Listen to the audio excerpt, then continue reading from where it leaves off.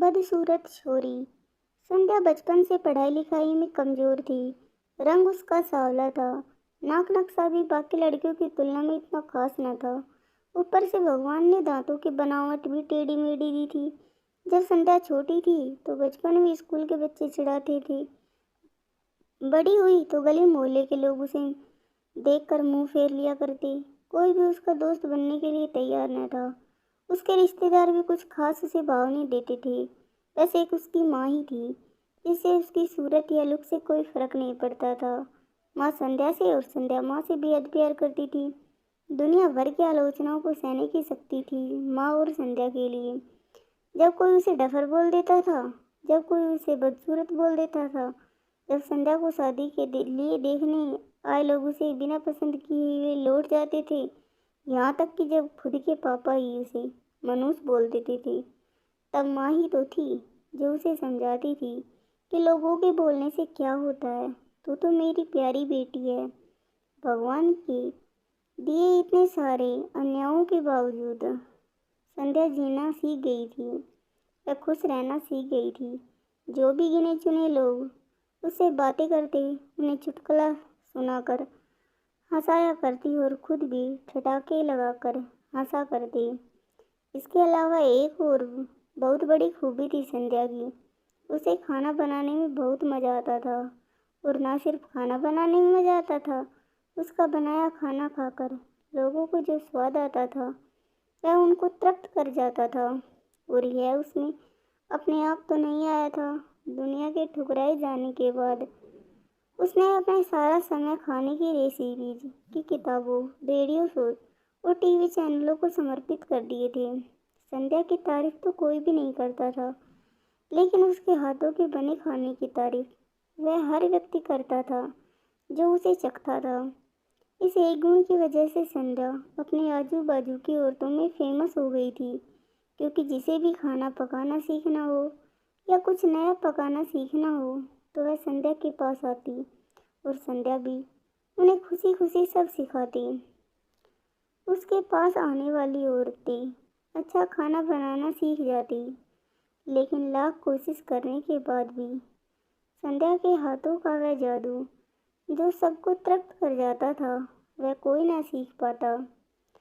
संध्या की जिंदगी इतनी उतार चढ़ाव के साथ कट रही थी।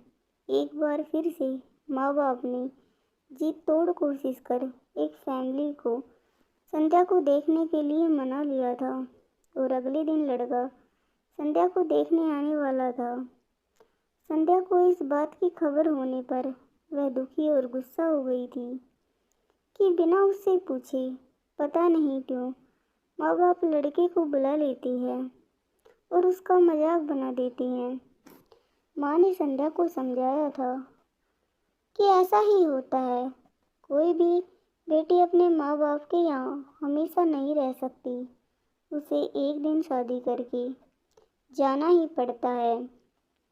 अगले दिन संध्या सुबह सुबह ही लड़के वालों के आने से पहले ही सज सवर कर कहीं निकल गई थी।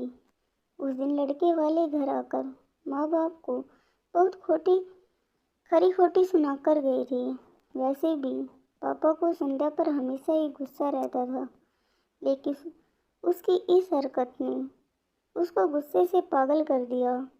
उस दिन पापा ने संध्या का सारा गुस्सा माँ पर उतार दिया था, यह कहकर कि एक मनुष्य बेटी को जन्म देकर भी तुम्हारा मन नहीं भरा था, इसलिए उसको लाड़ प्यार देकर सर पर बिठा लिया। हमेशा अपनी बेटी के बारे में गलत बोलने वालों से नाराज रहने वाली माँ आज खुद संध्या से नाराज हो गई थी और वह अब संध्या के घर वापस आने की बेसब्री से राह देख रही थी ताकि अपना गुस्सा उस पर निकाल सके। सूरज ढलने से पहले संध्या घर लौट आई थी। उसके चेहरे पर एक अजीब सी खुशी थी। हाथों में एक चेक था और एक सर्टिफिकेट था। संध्या माँ से कुछ कहना चाहती थी, लेकिन इससे पहले ही संध्या अपने मुंह से एक शब्द भी कह पाती, माँ ने उसे खरी खोटी सुनाना शुरू कर दिया। गुस्से में माँ बोलते बोलते इतना बोल गई कि वो संध्या ने कभी सपने में भी नहीं सोचा था। माँ ने कहा, बाकी सभी लोग सही थे तुम सच में मनहूस हो। तुम्हारी वजह से हर कोई परेशान है। अच्छा होता जो तुम पैदा होते ही मर जाती। एक दिन ये दिन ना देखना पड़ता हमें। गुस्से में बड़बड़ाती हुई सब्जियां काट रही माँ ने एक बार भी संध्या की तरफ नहीं देखा था। संध्या की माँ की बातें सुनकर संध्या का दिल किसी पत्थर की मूर्त की तरह टूट गया था। पत्थर की ऐसी मूर्त जिसके शरीर में तो जान ना हो, लेकिन आंखों से आंसू की धारा बह रही हो। संध्या ने माँ से पूछा, माँ, क्या सच में तुम भी चाहती हो कि मैं मर जाऊं? क्या इतनी बुरी हूं मैं माँ? अभी भी गुस्सा सर पर सवार होने की वजह से माँ ने कह दिया, हाँ। बिना एक पल भी सोचे संध्या ने सीधा अपने कमरे में जाकर कमरा बंद अंदर से बंद कर लिया। एक दो मिनट बाद गुस्सा थोड़ा शांत होने पर माँ को अपनी गलती का एहसास हुआ तो संध्या के रूम की तरफ गई। उसे पता चला कि संध्या ने रूम को अंदर से बंद कर लिया। गुस्से में कुछ कर ना ली, इसलिए माँ ने तुरंत पापा को इस बात की खबर दी। दोनों ने काफ़ी दरवाज़ा खोलने की कोशिश की, लेकिन जब नाकामयाब रही तो दरवाज़ा तोड़ दिया। अपने स्कार्फ से फांसी का फंदा तैयार कर संध्या पंखे से लटक रही थी। ज़्यादा वक्त नहीं हुआ था, वह सिर्फ बेहोश ही हुई थी। माँ पापा ने तुरंत उसे पंखे से अलग किया और बेड पर लेटाया। पापा ने तुरंत डॉक्टर को फ़ोन किया।